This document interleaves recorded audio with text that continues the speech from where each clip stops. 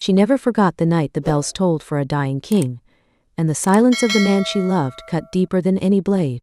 She fled before dawn, carrying a secret that would change everything. He spent 7 years convincing himself she was the one who had betrayed him.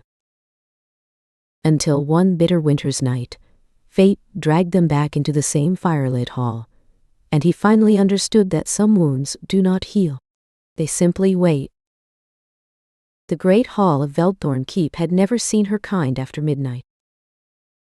Saren pressed her back flat against the cold passage behind the servant's stair, listening to the creak of the changing guard 2 floors above. The torch she carried was barely a stub. She'd let it burn down on purpose, so the glow wouldn't leak beneath the door she was headed to. Her heart was doing something embarrassing inside her ribs. It had been doing that embarrassing thing for 3 months now, ever since Eirik had first looked at her in a way that no crown prince ought to look at a girl who scrubbed his hearthstone. She pushed through the carved oak door at the end of the passage. He was already there. He always was. She had never found adequate words for the way Eirik looked in firelight. How the planes of his face caught the warmth and held it, how he stood against the heavy oak table with his arms folded and his dark eyes fixed on her, and somehow the entire room seemed to compress around him, as though the world had quietly decided he was the only thing in it worth paying attention to. He was tall in a way that felt deliberate, wide-shouldered and still as a winter oak, the kind of man young noblewomen drew in the margins of their prayer books and pretended they hadn't. And beneath all of that, beneath the bearing and the title and the weight of a throne he hadn't yet been given, there was something she had only ever seen from this close, a restlessness, like a fire that burned too hot for the space it was contained in. His eyes were a particular shade of charcoal gray she had spent weeks trying not to memorize. She'd memorized them anyway. When he was calm, they were the color of winter cloud. When he was moved, truly moved, they shifted, something warmer bleeding into the gray at the edges, the way dawn bled into a dark sky. She had only ever seen it happen with her. He was looking at her like she was the thing he'd been waiting for. "I thought perhaps the 3rd-floor guard frightened you off," he said. His voice was low. It had the texture of riverstone, cool and worn smooth. He nearly did. Saren let the door click shut behind her. Her fingers trembled slightly as she set the nearly spent torch in its bracket. He turned around. "I had to flatten myself into the alcove for nearly a full minute." His gaze didn't move from her face. "Was it worth it?" She looked up at him. "That depends on what you plan to say to me." 2 steps. He crossed the space between them in 2 steps, and then his hands were at her waist, drawing her toward him with that particular certainty he had. Not forceful? Never that, but utterly without hesitation, as though he'd already decided and was simply completing a motion that had begun some time ago. The warmth of his palms seeped through the rough wool of her dress. She felt the steadiness of him, the unhurried weight of a person who had no interest in being anywhere else, and her breath went somewhere she couldn't locate. "My father is worse," he said, his voice dropping to a murmur near her temple. She felt the words more than heard them, a low vibration against her skin. "The healers are counting days now, not weeks." She lifted her face to look at him, and she saw something that almost no one at court ever saw in the Crown Prince of Veldthorn: fear. Not the fear of common men. Something quieter and more terrible. The fear of a person standing at the edge of a life that was about to close forever, and another life, enormous and unasked for, opening in its place. "And when it happens," she began. "When it happens." His hands moved to cup her face, his thumbs finding the line of her jaw, tilting her chin back just slightly. "You will be mine," declared, "before every lord and elder in this kingdom." "Eirik." "I know what they will say." His jaw hardened. "I don't care what they say." "You should. she said, because she was honest with him in ways she couldn't afford to be honest with anyone else. You're not a prince anymore, after this. You'll be king, and a king can't simply. Can't simply what? Choose? Something moved through his eyes. Something fierce and a little reckless. Watch me. She wanted to believe him. The part of her that was still 19 and breathless and standing in the firelight wanted desperately to believe every word. But Saren had grown up below stairs. She had watched enough of the world move through the corridors of Veldthorn to understand that there was a vast and brutal distance between what a prince promised and what a king could deliver. Still, when he lowered his head and kissed her, she forgot about distances for a while. And beneath the warmth of his mouth against hers, she felt it, that pull she had no name for, the particular resonance that had frightened her the first time it happened, and had never frightened her since, as though something in her blood recognized something in his, as though the bond between them had been decided before either of them had chosen it. She had heard the older women speak of it in whispers. The mate pull, they called it, something that ran deeper than choice, deeper than reason. She had told herself it was just love, just the ordinary miracle of loving someone. She was less certain of that now, pressed against him in a firelit room with the world waiting outside the door. 3 weeks dissolved like snow off a spring roof. The king's chambers grew quieter. The healer's footsteps slowed. Saren continued her duties, tending fires, carrying linens, keeping her face neutral and her hands busy. And all the while, her body was doing something extraordinary and terrifying. 5 days of morning sickness, dizziness that pressed her palms flat against the tapestry-hung walls of the upper corridors until it passed. A bone-deep exhaustion that had nothing to do with the hours she worked. She recognized it on the 6th morning. She sat in the small room she shared with 2 other maids, her hands pressed over her still flat belly, and the truth of it broke open inside her like a window thrown wide in winter, cold and flooding and impossible to close. A child. His child. She needed to tell him. She needed to tell him immediately. She found her chance near the royal chambers, finishing her work in the adjoining antechamber, when she heard voices through the gap of an imperfectly closed door. She recognized King Aldrich's voice first, rougher than she remembered it, worn thin by illness, but still carrying that quality of a man who had commanded armies and expected the world to obey. And then Eric's voice, careful and tired in the way of someone managing a conversation they did not want to be having. She should have walked away. She knew that. She stood very still. "The girl," the king said. Then a wet, rattling cough that made something clench behind Saren's breastbone. "You must end it. Whatever this is." Eirik said something too low for her to catch. "No." The king's voice sharpened. "I will hear no more delay. She is a hearth girl, a scrub woman. The lords of the Northern Council will not follow a king who takes a common maid to his bed and calls it something it isn't. The bloodlines of Veldthorn have held for 6 generations. You will not be the one to—" Another cough. Worse this time. "Promise me, Eirik, promise you will not disgrace this throne with that girl." Silence. Saren's grip on the linen in her hands went white-knuckled. She was not breathing. She was not anything.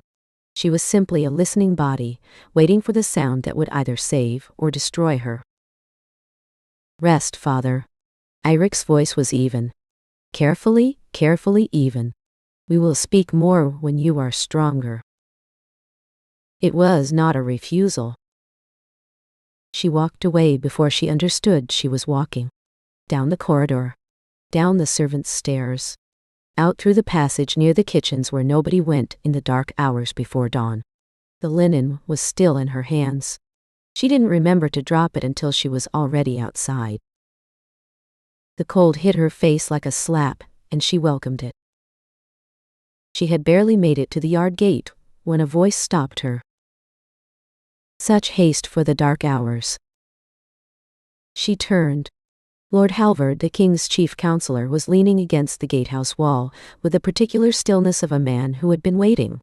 He had narrow eyes and a way of smiling that stopped precisely at his cheeks, as though his face had decided the muscles for warmth were unnecessary. He had always unsettled her.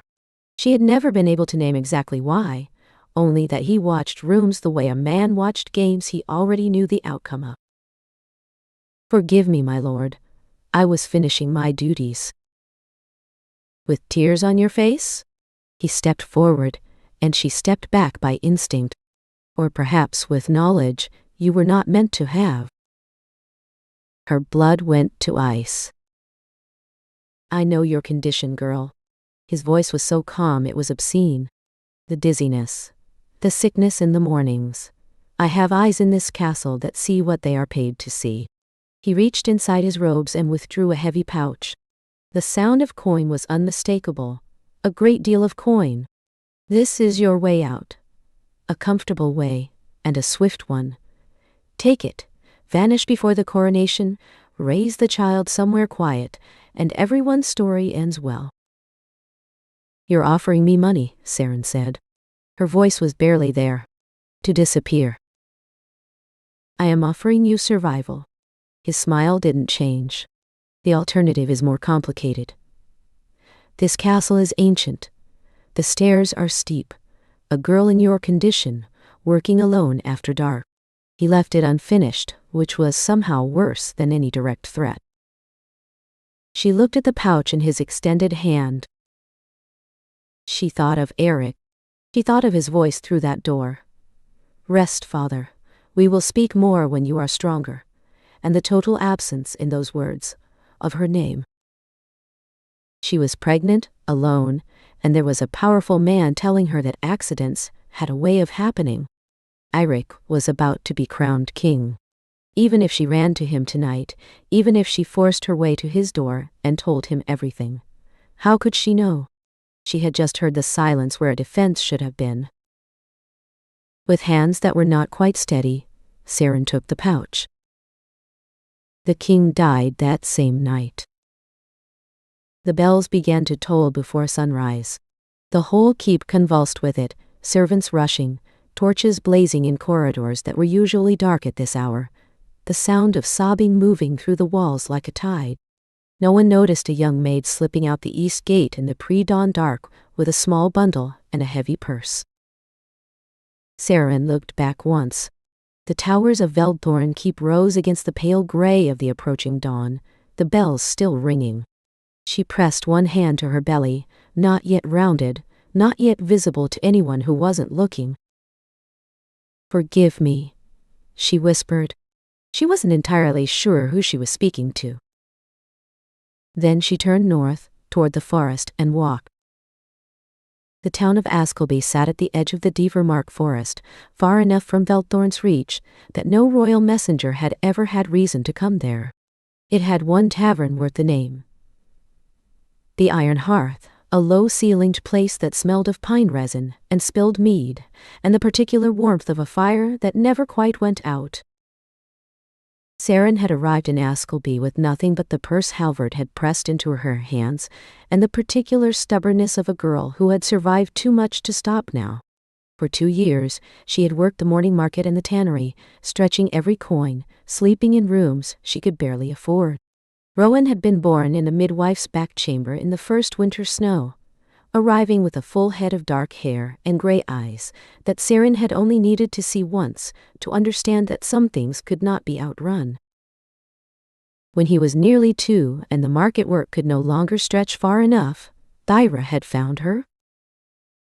Thyra was broad-shouldered and unflappable, with the kind of face that had stopped being surprised by life sometime around her 40th year. She ran the Iron Hearth with the organized firmness of someone who had once been in difficult circumstances herself and had never forgotten the weight of them. "The pay is 3 times what the tannery offers," she'd said, watching Saren's face without judgment. "You'd be done by midnight. And nobody touches the dancers. Not while I'm running this place, they don't." Saren had said yes. She'd been beautiful all her life without particularly choosing to be. Dark hair, pale skin, the particular grace of a girl who'd spent her childhood carrying things on her head, and her adolescence moving carefully through spaces she wasn't supposed to occupy. The dancing came more naturally than she'd expected. Thyra taught her the steps. The rest she figured out for herself. There was one precaution she took, that all she-wolves in her situation took. The scent-masking oil, applied from throat to ankle before every performance. It erased the primal signature that would have drawn any wolf's attention, that deep bone pull, the recognition that ran beneath smell and sound and reason, and made her just a beautiful woman moving in firelight, nothing more. No one could find her by instinct. No one could feel the thread that connected her to anyone she'd left behind. It protected her. It also, every night, required her to make a small deliberate decision about which life she was living. She was living this one, the one with the boy. Rowan was 6 years old and already asking questions that made her chest ache with how much they sounded like his father. "Why do you dance, Mama?" "Because it's how I take care of you." "But why not something else?" "Because this is what I'm good at, and this is what we have." He thought about this with Eric's seriousness, that gravity behind the eyes that sat too large in a little boy's face. Dark gray eyes, almost black in certain light, that held a quality of attention she had only ever seen in one other person. He had his father's jaw, his father's stillness, his father's particular way of looking at things he had not yet decided about. "I like when you dance here at home," he said finally. "You look happier." She did dance at home sometimes. Softer things. Music she hummed to herself while he sat on the bed watching, his chin propped in both palms. Those were the moments she held on to most tightly during the difficult nights. Just the two of them and a banked fire, and the snow pressing quiet against the shutters outside. She had built something real here, small and sometimes precarious, and entirely her own. 7 winters after she'd left, Eric of Veldthorn ruled the Northern Territories with a reputation that reached even as far as Askelby. The stories filtered through on the backs of merchants and peddlers, and the occasional court-adjacent gossip who passed through the iron hearth. The king was fair. The king was formidable. He had put down 2 border incursions in his first 3 years and expanded the eastern trade routes in a way that had made the merchant guilds nearly tearful with gratitude. The king was also apparently impossible to reach, cold in the way of men who have sealed something off inside themselves and left it sealed so long they've forgotten the door. Saren always moved to the other end of the tavern when these conversations started. She had a policy about it. He came in on a Thursday deep in the heart of winter. She didn't see him come in. The scent-masking oil did its work, and her back was to the door when the musicians struck up. She was already moving when the energy in the room shifted.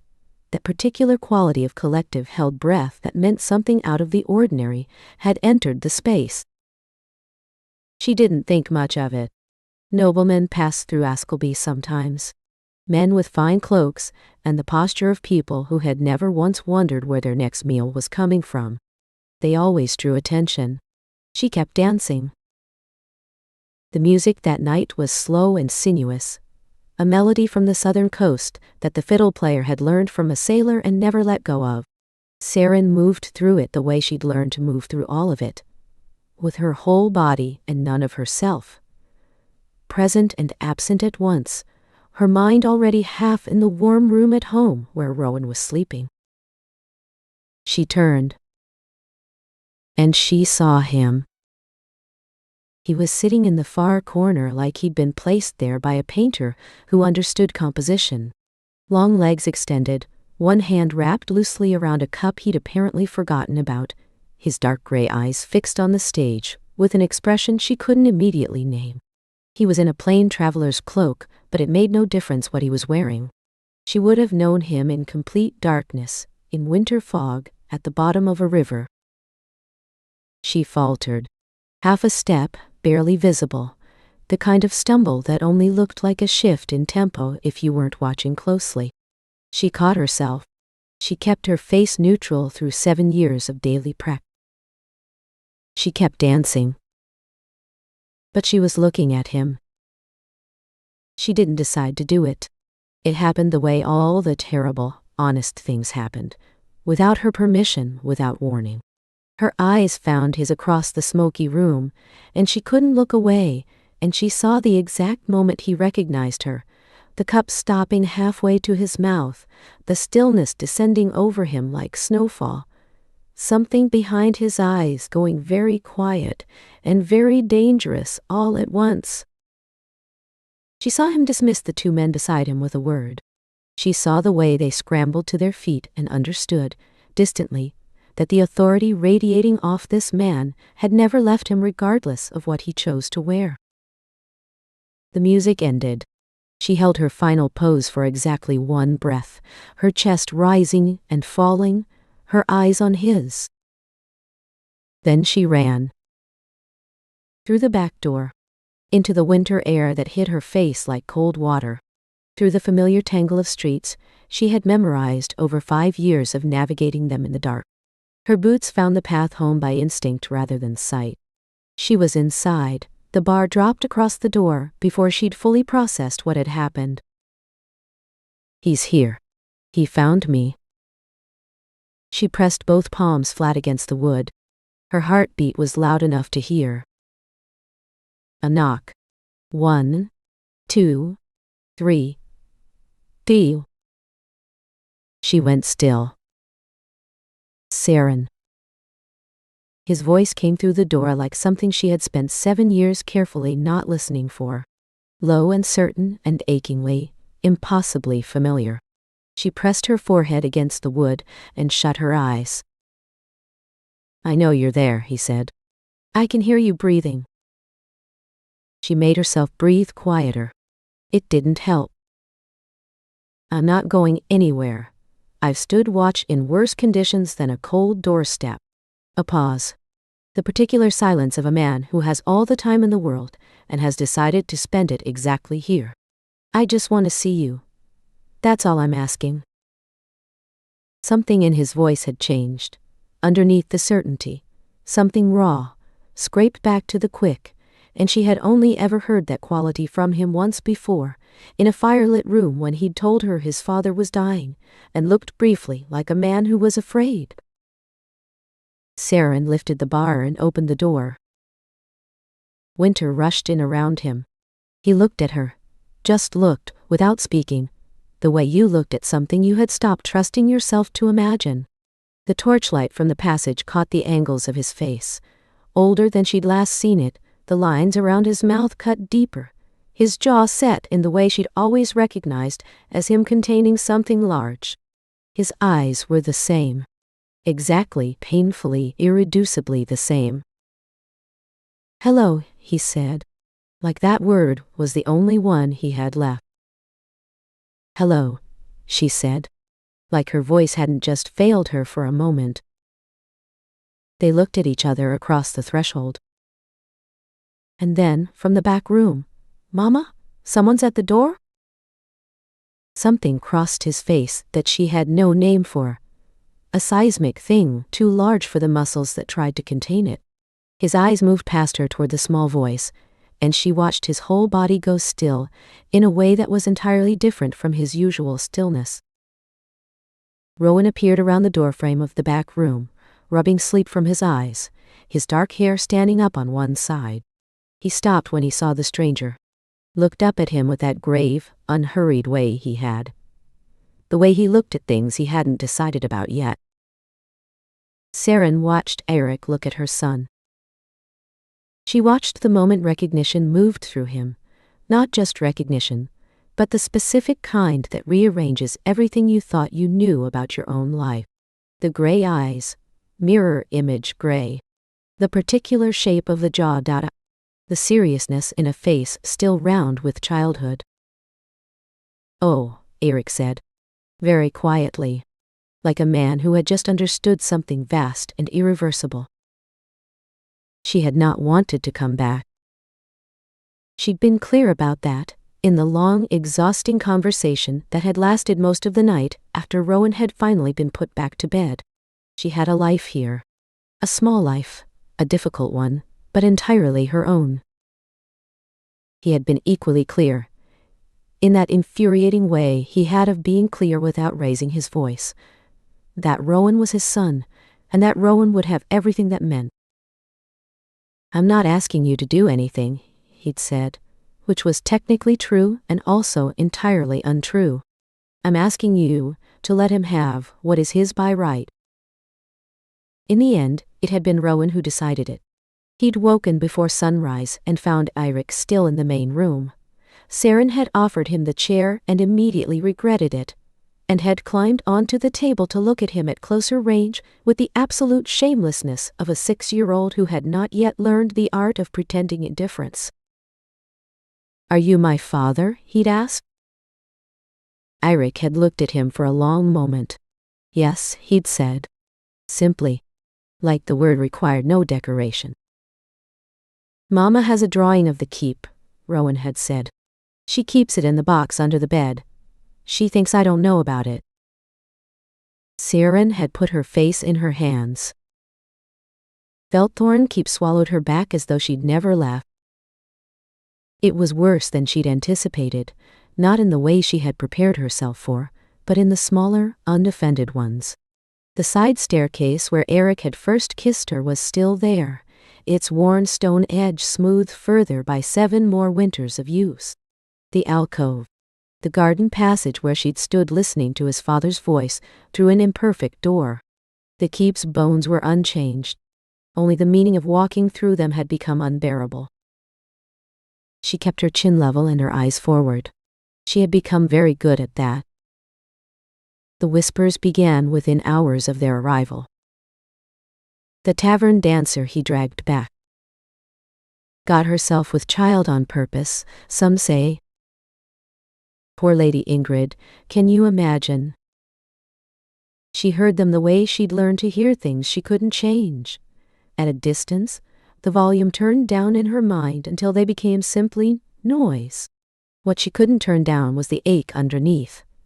The particular ache of being evaluated and found wanting by people who had never had to make the choices she'd made. Rowan at least was thriving. He had attached himself to every night in the training yard within 48 hours of arrival, was already demanding a wooden sword of his own, and had apparently informed Eirik with complete seriousness that he intended to be the greatest sword fighter in the north by summer. Eirik had agreed this seemed achievable with proper application. Saren had watched that conversation from the doorway of the training yard and felt something warm and complicated move through her chest that she'd refused to examine. The king's lieutenant, a broad, quiet man named Brandre, who had the undemonstrative competence of someone trusted for years, had escorted them through the gates on that first day and handled every minor bureaucratic obstacle with a calm efficiency that Saren had immediately found reassuring. He had said very little directly to her, but she had noticed the way he positioned himself, always at an angle that placed him between her and anyone whose attention felt unwelcome. She filed that away without comment. The encounter with Lady Ingrid was nothing like what she'd expected. The woman who appeared in Saren's doorway 3 days after their arrival was everything the court had promised. Copper hair, high cheekbones, the posture of someone who had grown up understanding exactly how much space she was entitled to occupy. She had been brought from Eichmark by the council as Eirik's intended, and the whole keep had spent weeks burnishing her prospects. Saren had steeled herself for coldness, for condescension, for the cruelty of a woman who had every right to her anger. What she got was, "Sit down. I need to understand what is actually happening in this keep, and I would rather hear it from you than from the men who are paid to make it sound palatable." She said it with the directness of someone who had spent enough time in outer courts to know exactly what kind of council Halvard represented, and had formed her opinion accordingly before ever arriving. They talked for 2 hours. It was the strangest conversation Siren had ever been part of. By the end of it, she understood three things. Ingrid was sharper than the council deserved. Ingrid was, to her own evident irritation, thoroughly taken with Bronder, who had apparently been manufacturing reasons to stand in her vicinity since the moment she'd arrived. And Ingrid had absolutely no intention of marrying a man who looked at another woman the way Eric looked at Siren. "He thinks he's concealing it," Ingrid said, refilling her cup with the decisiveness of someone who had made up her mind. "He isn't, not even slightly." "He resents me," Siren said. "He's furious," Ingrid corrected. "Resentment is old and settled. Fury still has somewhere to go." She looked at Siren steadily. "Ask him what Halvard told him. Whatever it was, I will wager my entire dowry it was not the truth." She hadn't anticipated the training accident. Rowan had been at his fourth sword lesson when the practice blade snapped at the grip. Old wood with a fault in the grain that should have been caught before it ever reached a child's hands. The broken edge caught his forearm, not deep but ragged, and he cried out with the particular shock of a child encountering serious pain for the very first time. Siren had been watching from the yard gate. She was there before anyone else had moved.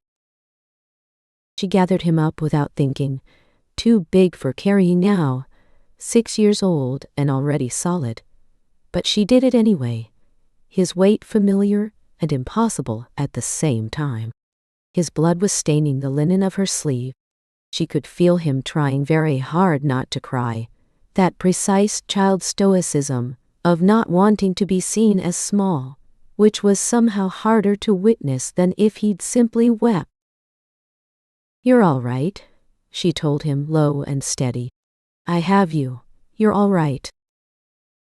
She had made it as far as the corridor outside their chambers when Eric appeared from the far end of the hall, moving at a pace that told her immediately someone had used the kind of language with him that produced results. He took in everything in a single sweep. The compress she'd made from her shawl, Rowan's face pale beneath its composure, the way she was holding him, and said only, "Inside." He was already beside her, one hand briefly at the small of her back, not taking over but guiding, steadying, present. The healer arrived quickly. Eirik stayed. The outer room was small. The three of them filled it. Siren seated beside Rowan on the narrow bed, holding his hand.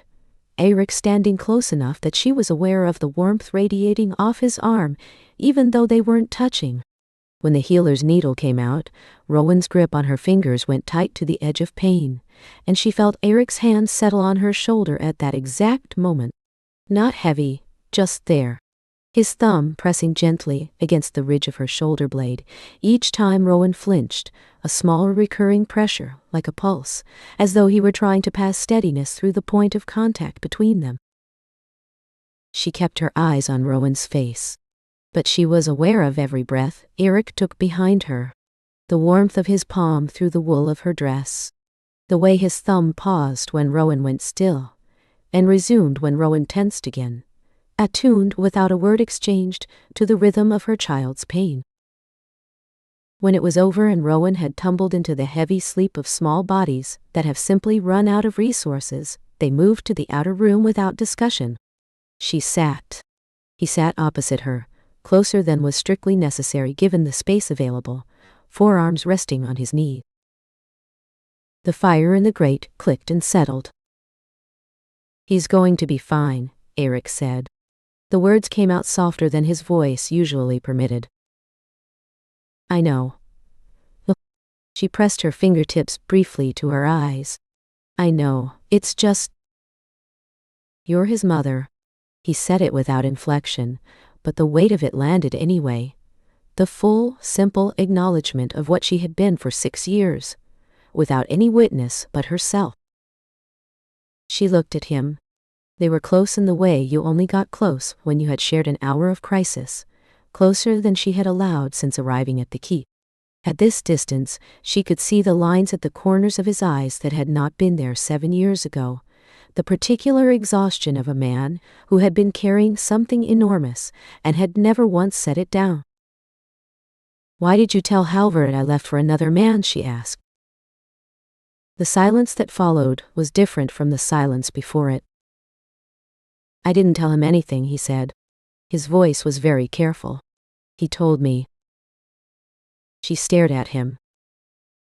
The shape of 7 years rearranged itself all at once, and the ache of it reached somewhere she hadn't known was still tender. He came to me the morning after the king died, Eric continued. The words were coming out measured and deliberate, the way he spoke when he was managing something too large to handle carelessly. He said you had come to him yourself, that you'd asked for coin to leave, that there was someone from your home village, someone you'd written to for months, that you had a pause, that I had been made a fool of. There was no one, she said. There was never anyone. That same night, I overheard your father asking you to forget me, and you. She stopped, steadied herself. You said to rest, that you would speak more when he was stronger. Something moved through his face that she had no name for. And then Halvard found me in the corridor. I was already crying.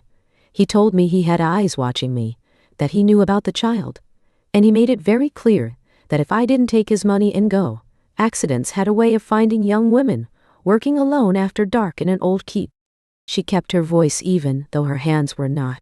He was very precise about what he meant. A long silence. He threatened you. The words were flat, stripped down to bone. He threatened you while you were carrying my child. I was 19 years old, Eric. I was alone and frightened, and I had just heard the silence where a defense should have been. What was I supposed to do? The rawness in her voice surprised her. She had thought she was past it. You were about to be crowned king. Your father had just asked you to renounce me. I didn't know if you would choose me. I couldn't know. You should have trusted me. The words hung between them. She watched him hear them, watched the precise moment he understood what they sounded like against the truth of everything she'd just said. I know, he said, after a pause that seemed to cost him something he didn't have in excess. I know why you couldn't. He turned toward the window briefly, toward the night-dark courtyard below. When he turned back, the careful armor he wore everywhere had been set aside. I believed him. For 7 years I believed he was telling me the truth, because it was easier than believing I had been. He stopped. Cowardly, she said, for him. His eyes found hers. Yes. What Halvard had not accounted for was the paper trail. Eirik spent 3 days with his archivist and his captain of the guard moving through 7 years of correspondence. He found the letters. He found the payments, recorded in a secondary ledger, the kind of account that was maintained for purposes its keeper did not want attributed. He found the record of Halvard's intelligence network, the people paid to report on the private lives of castle inhabitants, including, apparently, a young maid's morning sickness. The council meeting lasted less than an hour. Halvard walked in confident that whatever the king had uncovered, the alliances he'd built over a decade would hold. He was not a stupid man. He had simply made the catastrophic error of assuming that Eric's grief and bitterness had permanently compromised his ability to see clearly. You told me she left for another man. Eirik was standing at the head of the table, not sitting. When he didn't sit, people in this keep paid close attention. You lied to me while I was burying my father, while I was being crowned. My king. You threatened a pregnant woman. His voice dropped to a register that did not need volume to command a room. A woman carrying my heir. You paid her to vanish and told her that if she did not, her child might not survive the season. I acted in the kingdom's interest. You acted in your own. He lifted the stack of correspondence from the table and set it down again with a precision that was more unsettling than any show of force.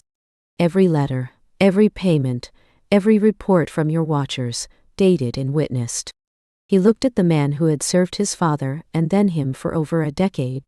You decided for 7 years what I was permitted to know and believe about my own life. Halvard's face cycled through several expressions. He looked around the table. Some of the other men held his gaze. Some did not. He read what that meant. "You are making a mistake," he said finally. "Halvard, D." Eirik's voice did not change. "You are stripped of your position and your lands within these borders. You have until dawn tomorrow." The silence afterward was absolute. "I've made several mistakes in my life," Eirik said to the room at large. "This isn't among them." The matter of Ingrid resolved with the particular grace of something that had been engineered by a very capable woman. She informed Saren of it directly. "Brander has asked for my hand. I have said yes. The council will manage their feelings about it." "But the alliance your father arranged." "Eichmark wants passage rights through the northern mountain roads. They will have their passage rights. What they do not require is for their lord's daughter to marry a man who is clearly and entirely occupied with someone else." A smile appeared on her face, the real one that had been waiting underneath the composed court surface all along. "Besides, I suspect I am getting very significantly the better end of this arrangement." She glanced toward the yard where Brander was visible in the distance, carrying a message with the unhurried competence he brought to everything. "Have you seen the man in armor?" Saren laughed, genuinely and without effort, for the first time since arriving back in Veldthorn. The night Eirik came to her room, it was late, and the keep had gone quiet around them.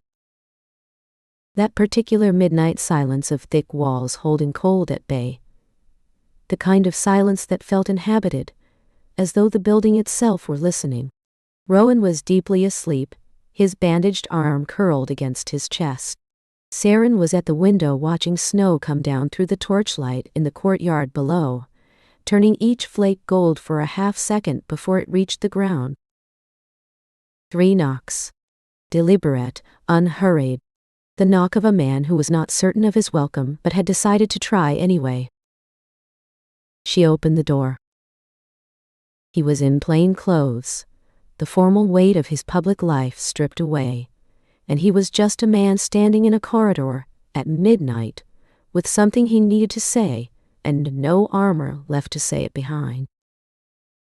"I owe you more than an apology," he said. "I know that." "Yes," she agreed. Simply. "I owe you 7 years. His voice was steady but only just. "I owe you Rowan's first words and his first steps and every night you were afraid and alone. I can't return those. I know I can't."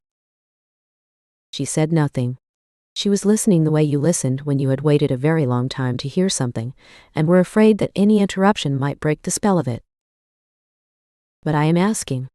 He moved one hand slightly, not reaching for her yet, just a small opening gesture, as though he were showing her something he usually kept sealed. "I am asking if there's anything left, if I haven't destroyed it past recovery." "You didn't destroy it," she said. Her voice came out smaller than she'd intended. "That's been the problem, actually, for 7 years." Something shifted in his face, the first unclenching of something that had been drawn tight for a very long time. Not quite a smile. Eirik had never smiled easily. But something that lived in the same country as relief. He reached out and pressed the backs of his fingers lightly against her cheek. Just that, one brief gesture, warm against her skin, staying a moment past the point where a casual touch would have ended. She felt her pulse kick against her throat. "I'll go," he said. He didn't move. She looked at him in the torchlight. This older, harder, more carefully contained version of the man she'd once known. And underneath all of it, underneath the 7 years and the crown and the grief and the error, she could still find him. The boy who had stood in a firelit room and said, "Watch me," with something fierce behind his eyes. She stepped back from the doorway. He stayed. He crossed the threshold, and she closed the door behind him, and for a long time after that neither of them said anything at all, because some things had already been said in the language of staying, and neither of them needed more words than that. She had not known the feast was coming. It had been Eric's idea, a formal gathering of the court, the nobility, the heads of every great northern house. A declaration made in public could not be quietly dismantled. She understood that. What she hadn't entirely prepared herself for was standing in the great hall of Veldthorn with every eye in the room cataloguing her. She dressed carefully. She asked for nothing from the castle stores. Her own clothes, mended and pressed, the best of what she'd brought from Askelby. She pinned her own hair. It was Ingrid who found her in the antechamber, doing and undoing the same knot of ribbon for the 4th time.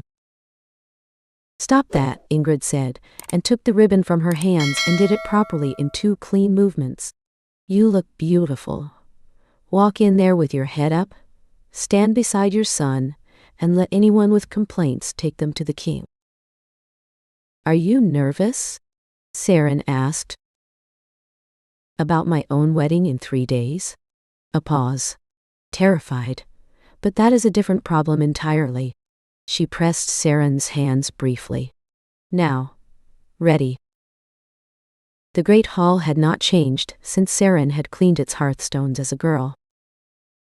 It was still the largest room she had ever inhabited, the vaulted ceiling dissolving into shadow far above, the long tables crowded with the nobility of the north, the fire in the central pit throwing amber light across 100 watching faces. She had scrubbed these floors.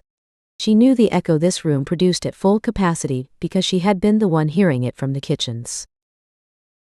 She walked in with her head up. The murmuring started immediately. She kept walking.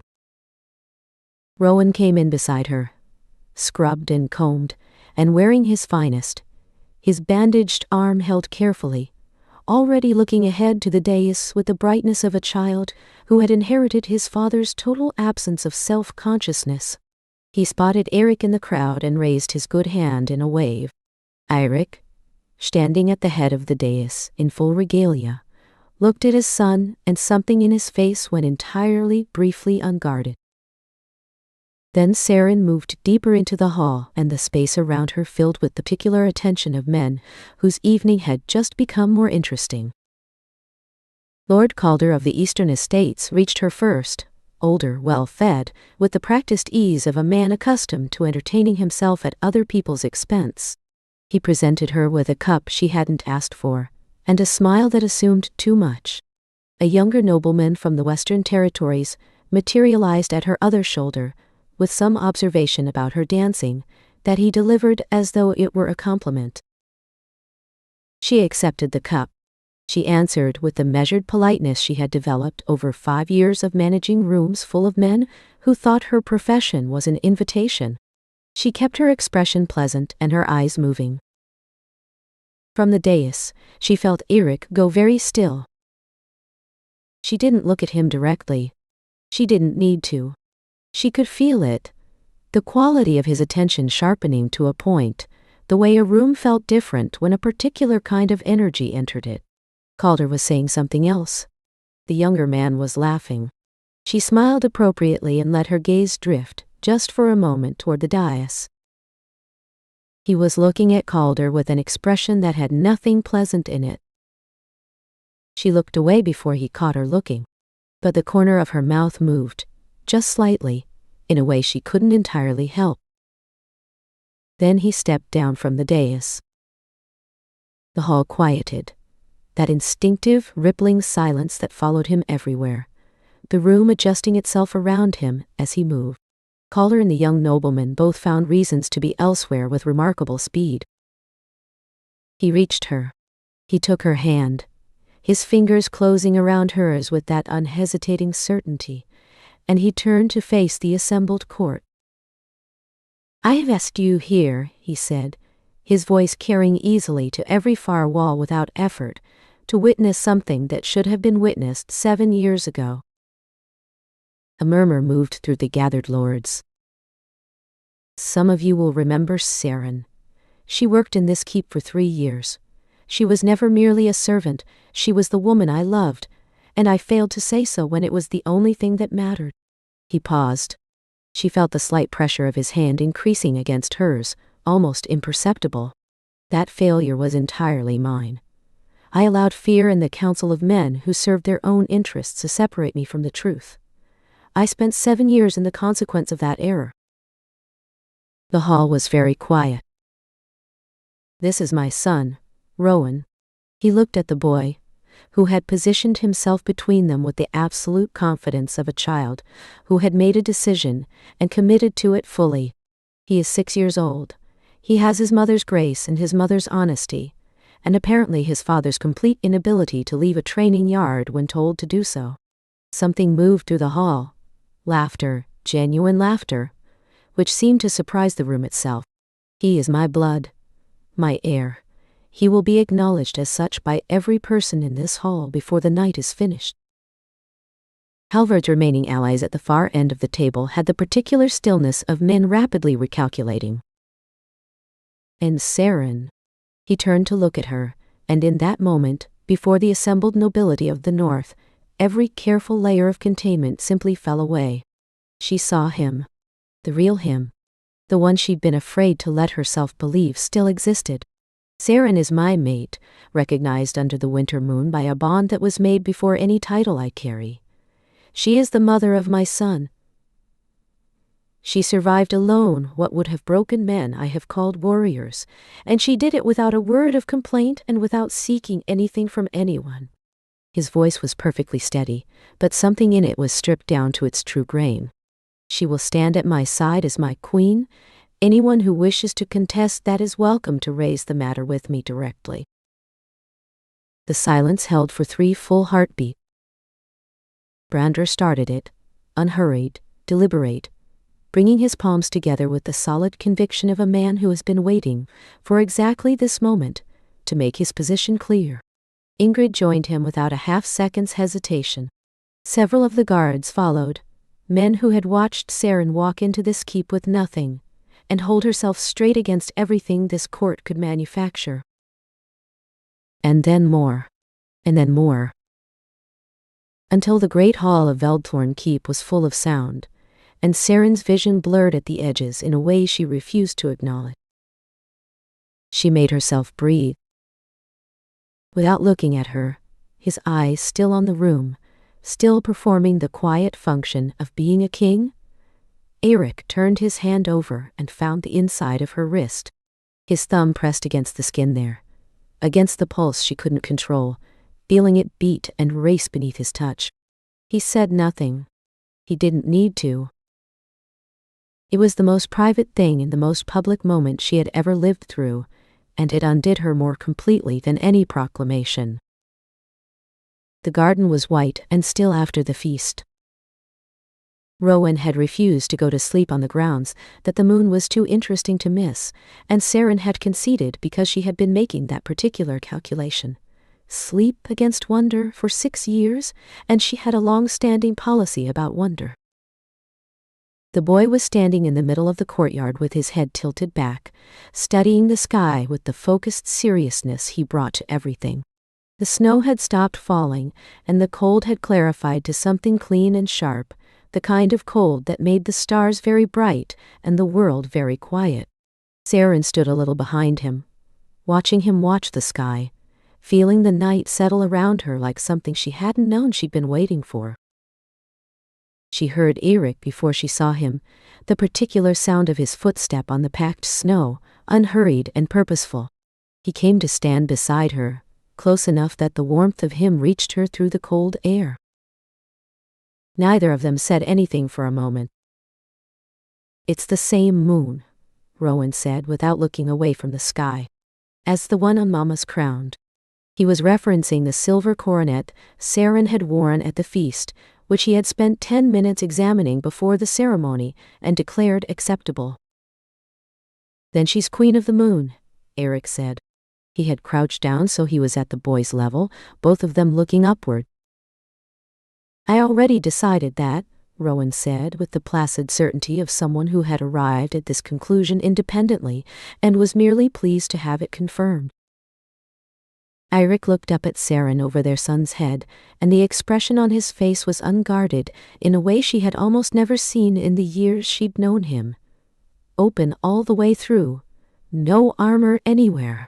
She felt it in her chest, that look, like pressure easing off something that had been compressed too long. "Come here," he said to both of them. He sat down in the snow with no apparent concern for his regalia, and Rowan climbed into his side with the absolute trust of a child who had made a considered decision and committed to it fully. Saren sat beside him, close enough that their shoulders pressed together, and he put his arm around her and drew her in, and she felt the exhale move through his whole body. A long, deep, finally, "I am somewhere. I am meant to be" exhale, the kind of breathing a person did when they had been holding something for years and had at last been permitted to put it down.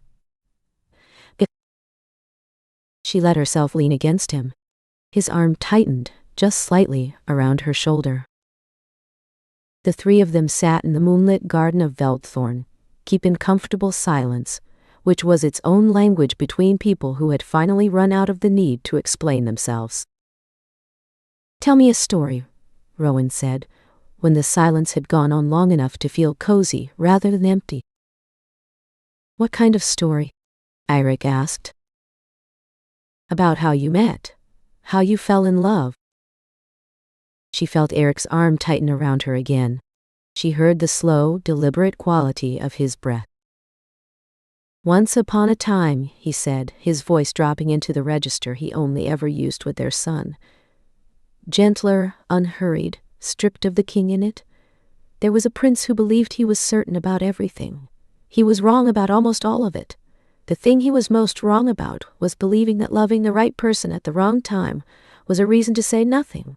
He paused. He spent a very long time learning the price of that particular silence. "Did he fix it?" Rowan asked. His eyes were heavy. He was fighting it with the stubborn determination of a child who does not want to miss anything. Eirik looked at Saren. She looked back at him. At this man she had never entirely stopped loving, regardless of what she had told herself during the winters that were difficult. This man who had taken 7 years to find her, and had then knocked on her door at midnight in a cold foreign street with nothing but the truth in his hands. And she found she had run out of words for the present moment, which was not a state she arrived at easily.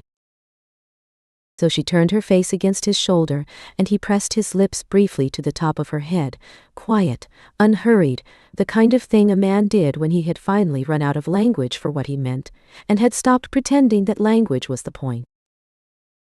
She felt him go still, then settle, deeply, finally, all the way down. "He fixed it," Eric said to their son. "Eventually, when he finally had the courage to stop being a fool."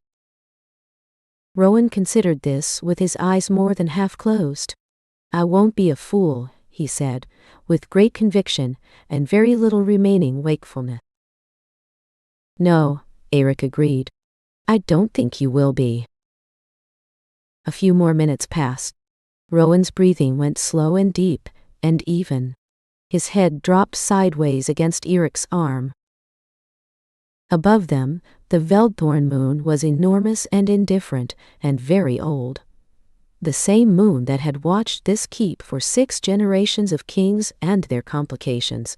The same moon under which a girl had once pressed her hand against her belly and walked away from everything she loved because she didn't know any other way to keep it safe. Below it, in a snow-covered garden that smelled of pine and ice and the cold metal tang of winter, a family had finally found its way to the same place at the same time. Saren did not move. She stayed exactly where she was, pressed against the side of a man she had spent 7 years trying not to miss, listening to the quiet of a night that had finally, after everything, run out of complications. Some things could not be undone. She knew that. Some losses left their shape in you permanently, like a bone that healed crooked, present in every season, aching in certain weather. She would always carry the weight of those 7 winters. The mornings Rowan had woken crying from dreams she couldn't reach into to fix. The nights she had sat at the window of a room she could barely afford and told herself that what she felt was not grief, that it was only cold, that it would pass. She suspected Eric would carry his own version of that weight for the rest of his life as well. She had seen it in him already. The way he looked at Rowan when he thought no one was watching, something in his face that was not quite sorrow and not quite its opposite, but sat uncomfortably between the two. "I've been thinking," Eric said after a while. His voice was very quiet, carefully quiet, the way he was careful with things that mattered. "About what?" "About what you said, that you couldn't know." He was looking straight ahead, at the moonlit expanse of the courtyard. "That you had no way of knowing whether I would choose you." She waited. "You were right," he said. "That was not a failure of trust on your part. That was a failure I had constructed myself, over months, by never once saying clearly what I meant." He exhaled through his nose. "I told you to watch me. I told you I didn't care what they said." A pause. "And when the moment came I said, 'Rest, Father. We will speak more when you are stronger.' As though there was time, as though there would be a later in which it would be easier to be honest." Saren was quiet for a moment. "You were 22 years old and your father was dying," she said at last. "That is not an excuse." "No," she agreed. "But it is a reason. There's a difference." He turned to look at her then, and she met his gaze, and for a moment neither of them said anything. Just held that look in the cold moonlit air, the way you held something you had been a long time without, and had not yet learned to hold easily again. "I won't do it again," he said. Quiet and absolute, the way he said the things he had decided about. "Whatever comes, whatever the council says, whatever the Northern Lords require of me, I will not make the mistake of assuming there is a later in which it will be easier to say what I mean." She looked at him for a moment longer.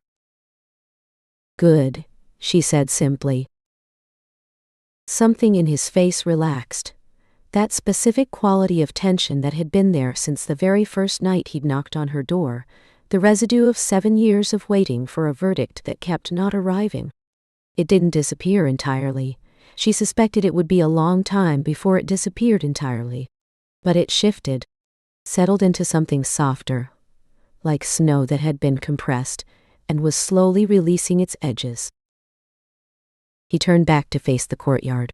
His arm, still around her shoulder, drew her infractionally closer. The cold had deepened in the way it did in the very late hours of winter nights. A crystalline, total cold that made sounds carry farther, and the air taste faintly of iron. Somewhere in the keep above them a shutter banged and was quieted. The torches in the courtyard wall guttered and held. Saren became aware, slowly, that she was entirely warm. Not the borrowed warmth of sitting near a fire, but something different, the warmth of a body that had spent a long time coiled against the cold and had finally been permitted to open. It moved through her in slow waves, the way the feeling returned to a limb that had been held too long in a single position, her shoulder against his arm, the side of her head that she had allowed to rest against him, feeling the rise and fall of his breathing underneath it. She had forgotten, in 7 years, what it felt like to be held by someone who simply wanted to hold her. Not a transaction, not a performance, not anything other than the plain fact of being wanted and staying. She had forgotten how much she had missed it. Above them, the Veldthorn moon was enormous and indifferent, and very old. The same moon that had watched this keep for 6 generations of kings and their complications. The same moon under which a girl had once pressed her hand against her belly and walked away from everything she loved because she hadn't known any other way to keep it safe. Below it, in a snow-covered garden that smelled of pine and cold iron and the particular clean silence of winter, a family had finally found its way to the same place at the same time. She breathed in. She let it out slowly. Above them, the moon kept its watch, as it always had and always would. Some things cannot be undone. But some things, with sufficient honesty, sufficient time, and a very great deal of forgiveness, can be made into something stronger than what they were before. Sarah never forgot the night she walked into a firelit room and found a man who made the impossible feel inevitable. It turned out, stubbornly, slowly, in the teeth of everything, that he had never forgotten it either.